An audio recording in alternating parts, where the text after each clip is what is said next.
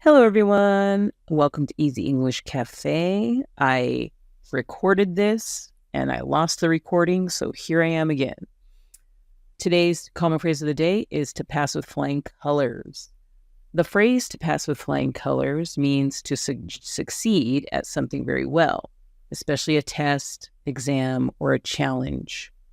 It describes doing something successfully and with ease or great results. Explanation for learners.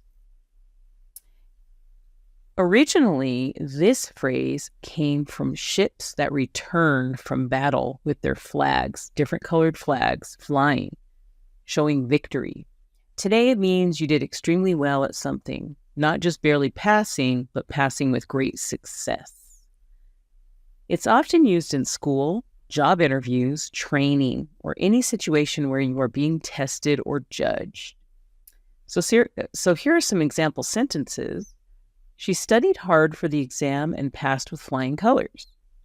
He went to his job interviews nervous, but he passed with flying colors and got the job. I was worried about my driving test, but I passed with flying colors. So see if you can hear this when you're at school.